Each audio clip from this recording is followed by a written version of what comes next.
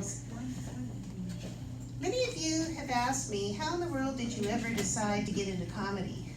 You know, it's not one of those things that I was really pursuing, but it was one of those things that was on my bucket list.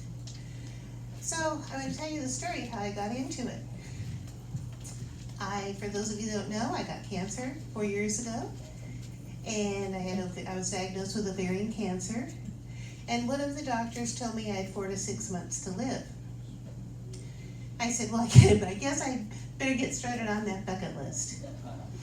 So one of the things on my bucket list was to take a comedy workshop, which I did down at the National Comedy Theater. And I went ahead and went through the class, and part of the graduation thing is you have to be in the showcase down at the National Comedy Theater. And Dat Van happened to be in the audience. I don't know, I know some of you know Dat from the music community, and he won Last Comic Standing many years ago. I think he was one of the original winners. And he came up to me afterwards and he said, hey, you know, how'd you like to open for me sometime? I'm like, okay. I was scared to death. I had no idea if this is going to be a small venue, big venue. Well, it turned out to be at the La Jolla Comedy Store. So that was my second gig ever that I've done comedy. I was scared to death. Some of you were there because some of you were playing music before the show. And I was actually shaking when I started getting up there on stage. But I thought, what have I got to lose? So I made the decision, right? I mean, you know, so I made the decision to go ahead and go for it. And it was the best thing I ever did. It really taught me a lesson, is to don't put off the things in life that you want to do. Like someday I'll do this, or someday I'll do that, or go for it. Just go for it. So thank goodness I'm in remission. And yeah, 4 years. I only have 1 more year to go to see my oncologist before they can declare me cancer-free, but that's awesome. So it was my wake-up call. It really was. Sometimes we need that wake-up call, but that's the one I got, where if you have been putting off doing something in your life that you've always wanted to do, don't wait. Just go for it. You have absolutely nothing to lose. Now, one of the things was I had plenty of material to draw on. Having been a teacher for 30 years, I had lots of material from teaching. Any educators in the bunch? Okay. Then you know.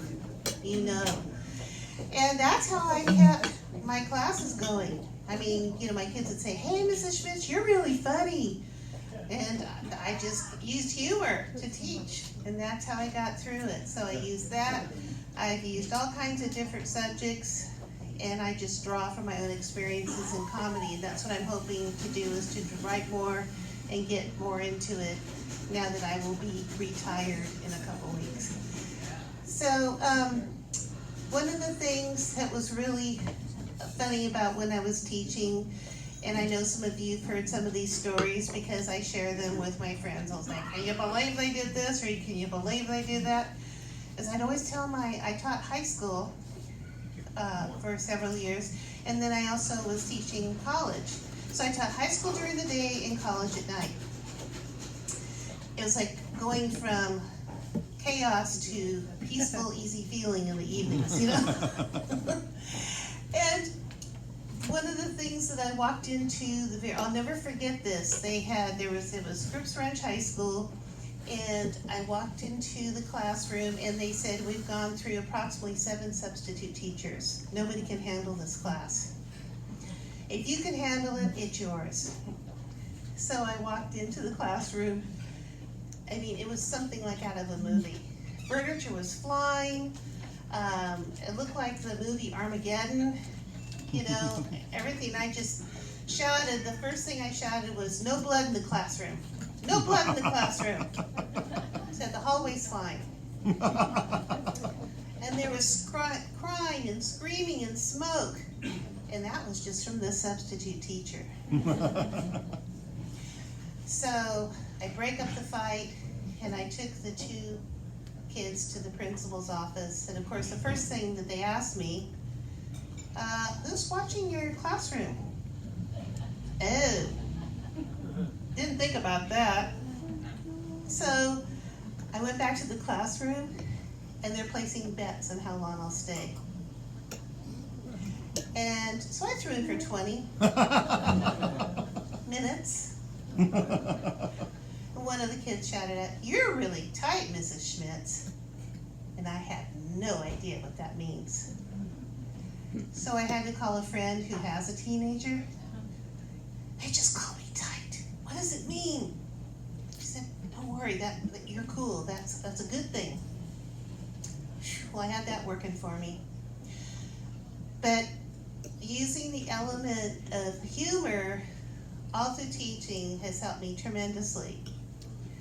And also through my cancer journey, I used humor through that. I mean, I remember the day they took me in to the hospital.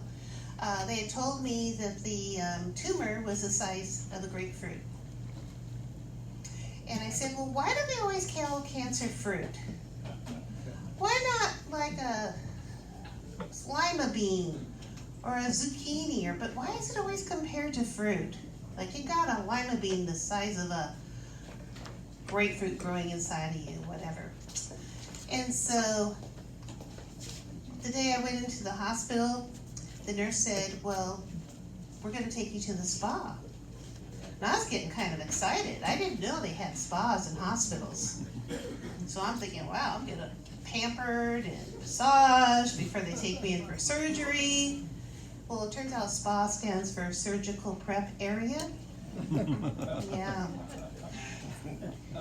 So then they rolled me into the operating room, and they said, "This is Regina the robot. She'll be operating on you today." I had robotic surgery. 6 incisions in my stomach. The surgeon said the tumor he took out of me was the size of a volleyball. Well, thank God it wasn't a grapefruit or a cantaloupe. But the good news is that they got all the cancer. He said they think they got all the cancer. The bad news is I only lost 10 pounds. Who gets cancer and only loses 10 pounds? This girl. Now, the other thing I want to add on to this is that I had some spinal injections done last month for my nerves and my sciatica nerves and so forth. And I was supposed to be in a clean comedy challenge up at the Ice House in Pasadena. And I was on opiates for 6 weeks because I was in like la la land from all the pain.